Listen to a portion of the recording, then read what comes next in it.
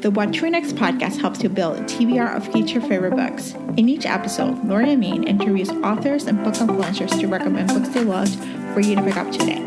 If you're an avid reader, always looking for your next great read, then the show's for you. Hi, Luna. Welcome to What to Next podcast. Hi, Laura. Thank you so much for having me on the show. I really appreciate it. So happy to have you here. Tell us a little bit about yourself. So my name is Luna McNamara. I live in Boston. I got my master's degree in the study of women, gender, and sexuality in world religions from Harvard, and then realized that academia was actually a dumpster fire and I didn't want to go into it. Yeah. So I went into medical research and then eventually social work. But I've always had a real love for ancient civilizations, for the ways that gender plays out in all levels of human societies throughout history. And now I use that to write my novels. Yeah, so let's talk about your writing journey. When did you get started writing? Was it something you were always writing or something you picked up later in life and you're just like a pandemic hobby, you know? I love that question. So my mother actually tells this story of when I was like maybe a year and a half old, like couldn't really talk yet, writing things down was a faraway dream, but like at snack time, I had two grapes that I would make talk to each other in like my little baby babble, and they would have arguments and like make up and stuff, you know, before I could really talk all that much. So I think storytelling has always been a really big part of who I am.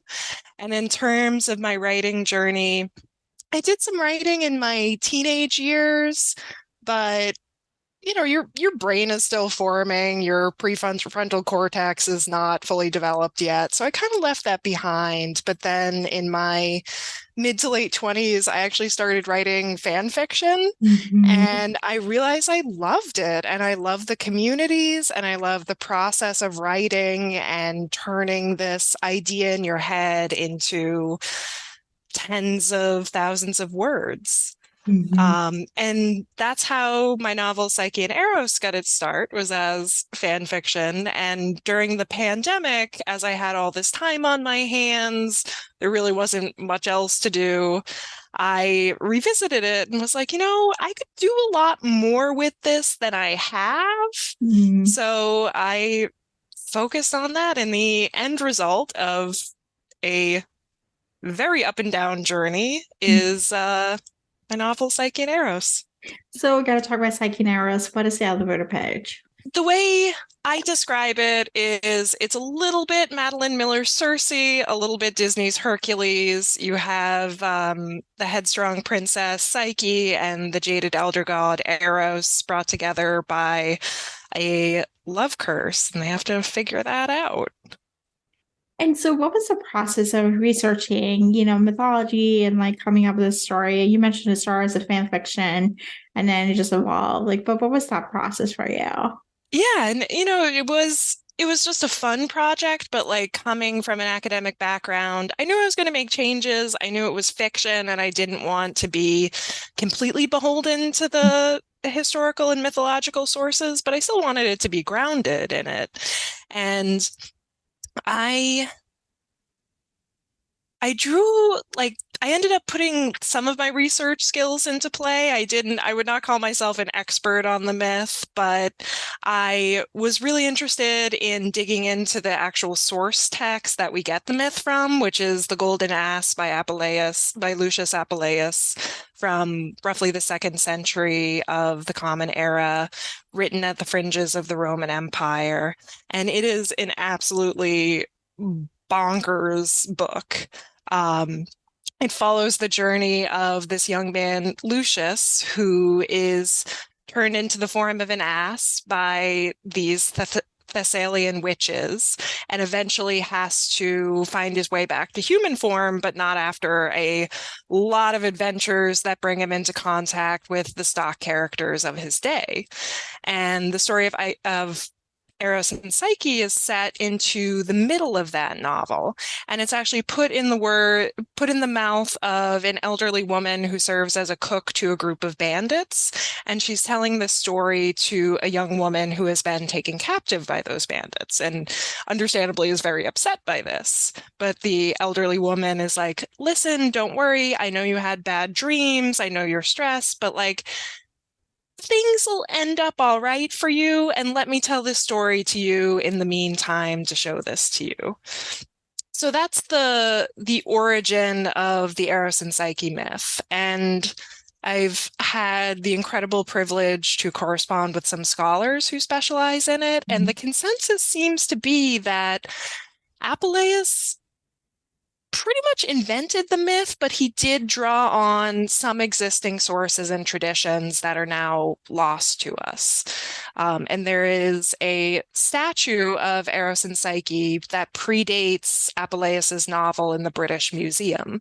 So clearly there's, like many ancient authors, he really put his own spin on the story, but he was drawing from some traditions that probably existed. It's hard to say. We've lost so much ancient literature that it's really tricky to say.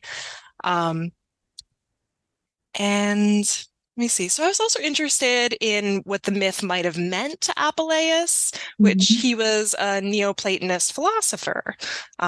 Drawing on the philosophy of Plato, had been interpreted and reinterpreted throughout the centuries.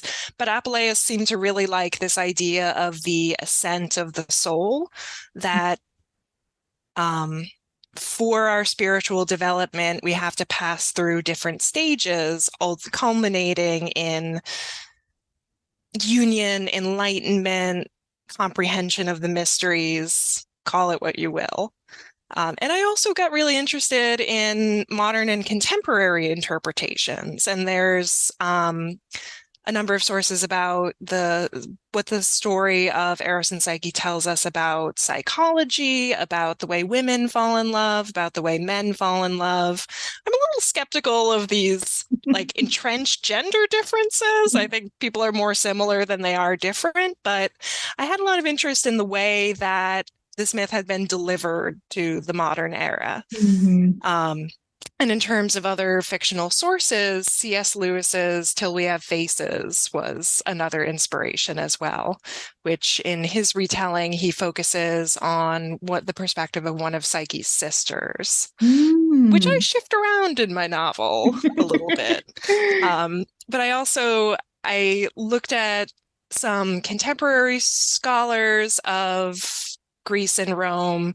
One of them, Anne Carson, has written Eros the Bittersweet, which is this really incredible book about the way the personage of Eros has been described and perceived throughout the ancient world. And that actually helped me a lot with the characterization of Eros, because at first, I wasn't entirely sure what to do with him. It was much easier to relate to this young mortal woman than it was to this ancient god. But Anne Carson points out that the poet Sappho referred to Eros as glucopikron, which translated from the Greek means sweet bitter. That love is an incredible experience, but it's also very painful. And that's a theme that's very much woven into the novel, but also into the characterization of Eros as someone who is somewhat contrary, somewhat contradictory. He zigs when you think he's going to zag, and is just, you don't quite know what to expect from him. So that was a very long answer for a rather short question. I hope that's all right. I love this idea, like, like you're pulling from different places and then forming your own story, fictionalized and like having this world, but it's sort of similar to fan fiction. There's established rules already made.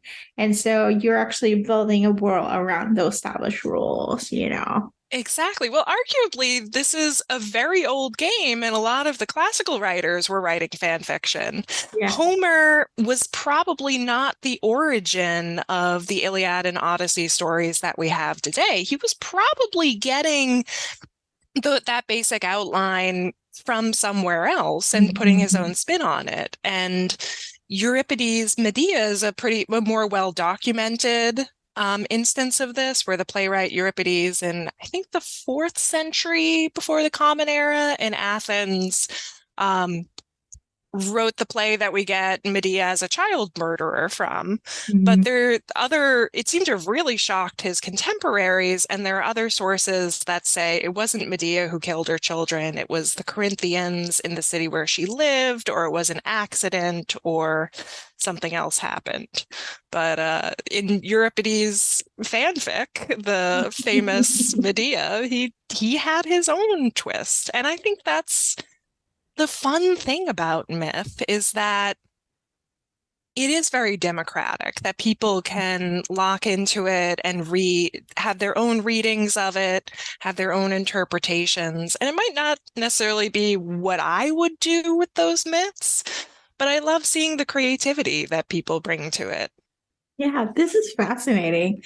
Thank you for sharing a little bit about the history, and thank you for sharing where myths are coming from. Because I think sometimes we think it's like it's just one text and that's what it counts to, but it's like canon. And the reality is like there's more to the story. The story was blended from multiple places, multiple ideas to form this story, and other people can reinterpret it in other ways. And we don't know what Exactly. canon was created. Like it wasn't done in a vacuum, even Yeah. though even though that's the only text that we have left over. Exactly. And there seems to have been a lot of regional variations in myths. So, Mhm. like, people in Thebes might tell the story this way, but then if you go over to Sparta, they might tell it another way. And I think that diversity of opinion is really fascinating. And I definitely have bumped into this idea of a canon of myth, often from readers. But that's really an attitude that owes a lot more towards European Protestantism than Mhm. anything that Apuleius or Euripides or Homer would have recognized. Yeah. Thank you. All right. So let's shift things around with reading wise. What kind of books do you Yeah. tend to read? Oh, I am a very omnivorous reader. I dig into all different kinds of genres. I like something with very well developed characters, something that keeps my attention from the first page. And I love good prose. I love a good twist of phrase. So one of my top picks, and I'm looking at it on the shelf behind me, but that's not going to help your listeners. The Last Tale of the Flower Bride by Roshani Chokshi Mm. I think it's my top book of the year so far. It's about this mysterious heiress of this extremely wealthy family who is very, she has a lot of secrets, and she begins this affair and eventually ends up marrying this professor of mythology who comes with his own dark secrets from his own childhood. And they are eventually drawn back to her childhood home, where there are a lot of signs of her missing childhood friend, Azure, who disappeared without a trace around the time they graduated high school. And the novel unravels between the two perspectives of Azure and the unnamed husband as they navigate this labyrinth of mysteries in this haunted house. And it draws in mythology absolutely beautifully. Arguably, it's another retelling of the Eros and Psyche myth in certain ways, of these lovers who can't fully perceive and understand and see each other. But it is so gorgeously written. It kept me riveted until the last page, and there are some twists and turns I did not see coming, but it was one of those books that I rushed home from work early to read, which is my criteria for a good book. Gosh, I love this recommendation. And you just have me at like another retelling, a potential retelling of Psychos and Errors. So, Yeah, exactly. It's not, it doesn't follow the myth completely, but like if you kind of squint a little bit, you're like, yeah, oh, this is a yeah, familiar storyline. yeah. So, Luna, tell us where we can find you online. You can find me online at Twitter at McNamara Luna. You can find me on Instagram, Luna McNamara Writer, and my website is Luna McNamara Writer as well. Thank you, Luna, for being on the show. Absolutely. Thank you for having me on. If you enjoyed this podcast, feel free to share with friends, subscribe, rate, and review the show. This is the easiest way to support the podcast. For a list of books mentioned and other book recommendations, please visit whattoreadnextblog.com. Thank you so much for listening and happy reading.